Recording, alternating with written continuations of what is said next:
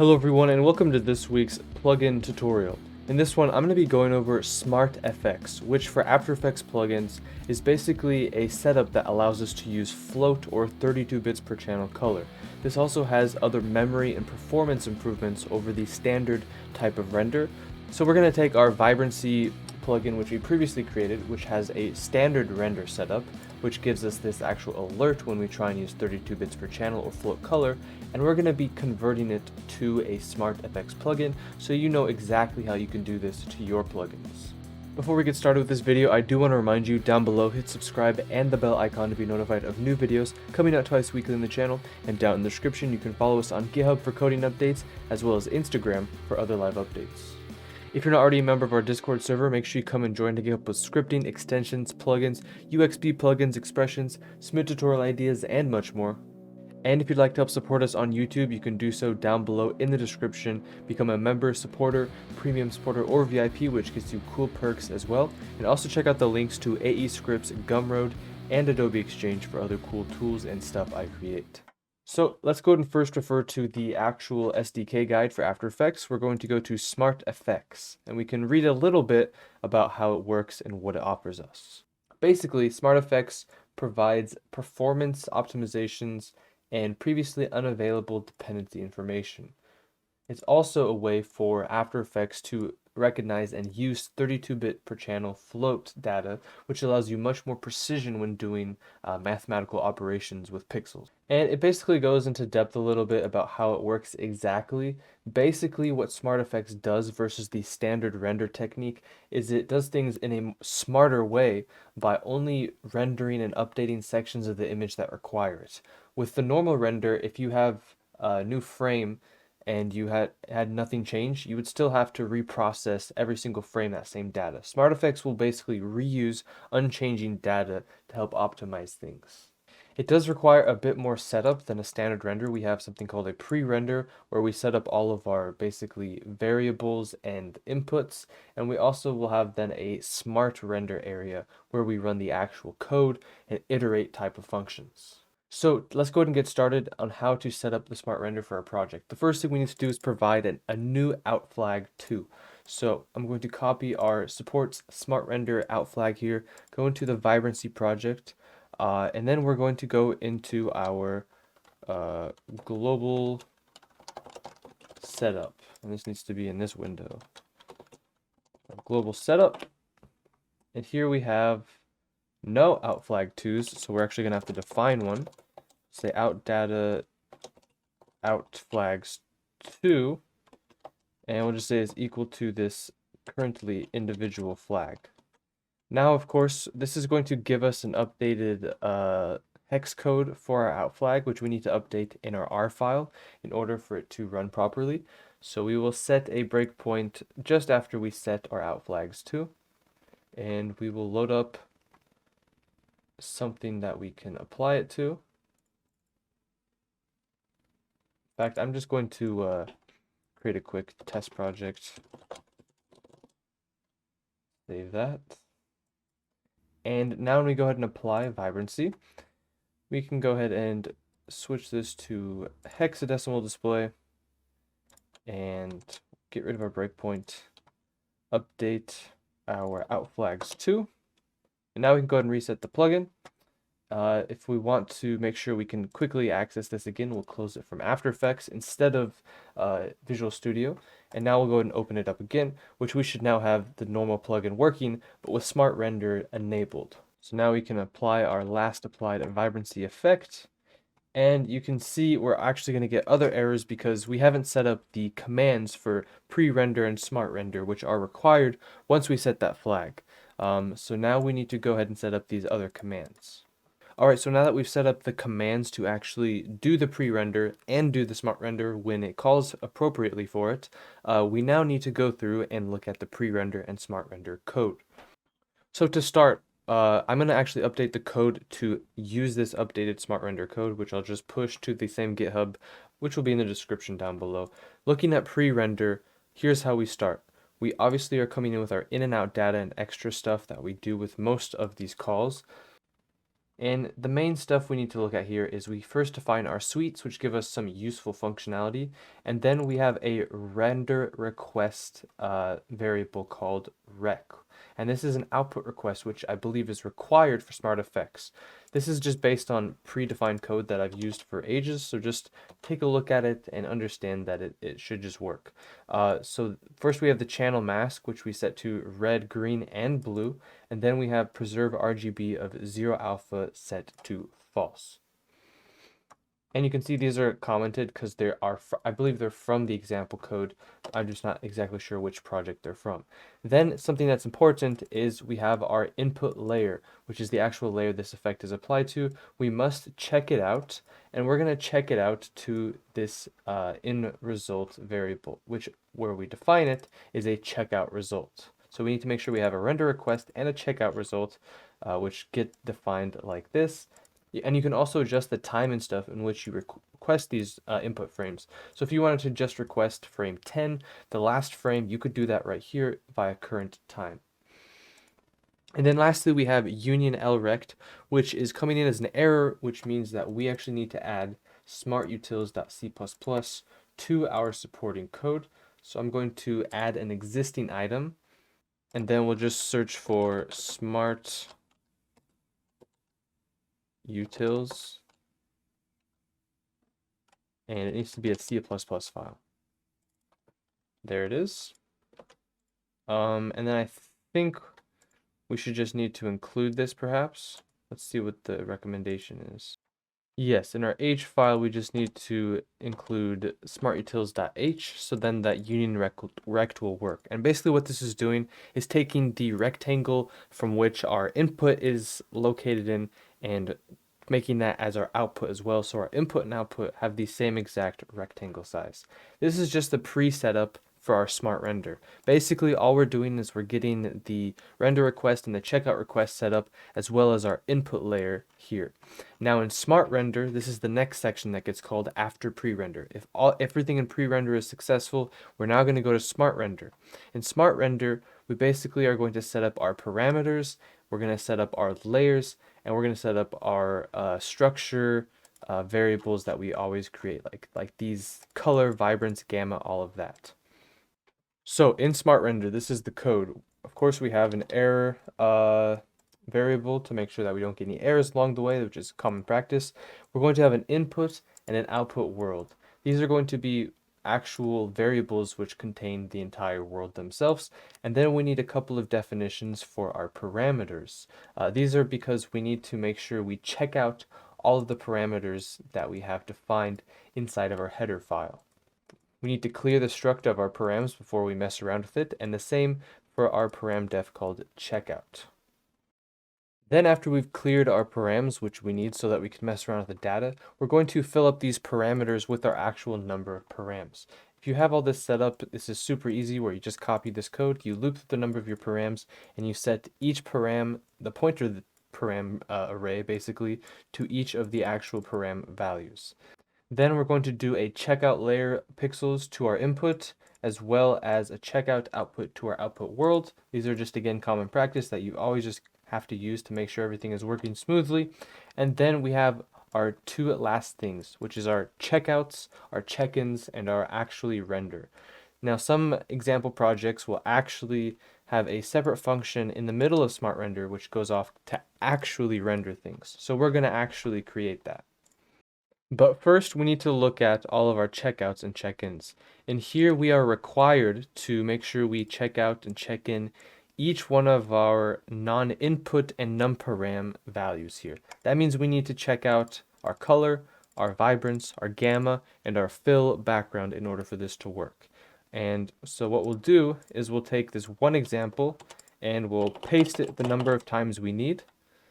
And this is the background, so it needs to be last. We'll start with vibrancy color. We'll update the disk ID down up here and the other name at the bottom. Then we have vibrance, gamma, and because we started with the fill background one, that is already there. So we have these in order, which you need as well. We have them in order that we defined them, which are basically one-to-one with our H file and our params setup.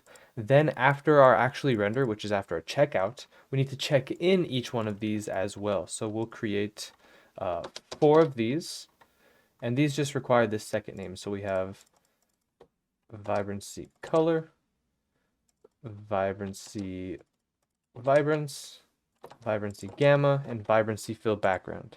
So once again, you have our checkout parameters, our actually render, and then our check-in parameters.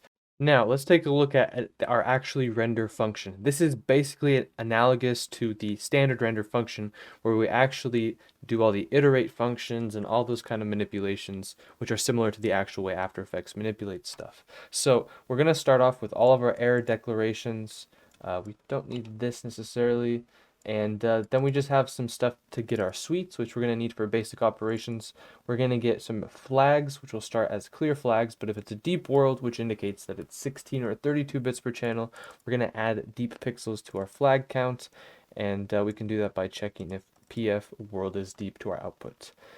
We actually did need that format variable because we're going to use that and this right here in tandem to get the pixel format of our world. This is going to give us a variable that gives us whether it's 32 bits per channel, 16 bits per channel, or 8 bits per channel. And that's based on these pixel formats here. And this is then where we put our actual main code. We already defined our tint 16 and tint 8 functions, so we can already put those inside of here. And we can just take the code from our standard render. Remember, we want to keep this standard render so that we have reference to it, as well as so it will work easier with Premiere. So we'll go back to actually render, and in our 16 bits per channel section, put this guy. We're getting an error because lines L is undefined. Lines L is just going to be our input height. And then GIP is undefined as well. We need to basically grab this data structure called vibrancy info, and we'll get that defined at the beginning of our function by calling a new vibrancy info called GIP, and we'll clear the struct before we use it. So now that is running nicely.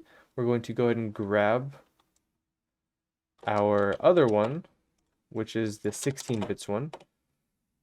So I'll go ahead and grab tint function 8. Where do we call that? It needs to be a document search, and we'll put this in our actually render function, just right here. Again, this needs to be our input height. And now we do not have a 32 bits per channel function. So we can go ahead and do that. We can take either one of our functions and kind of figure it out from there. So we'll just take the 16 bits per channel function, paste it above, change it to 32. We need to change the pixel types to 32 as well, so they're recognized properly. This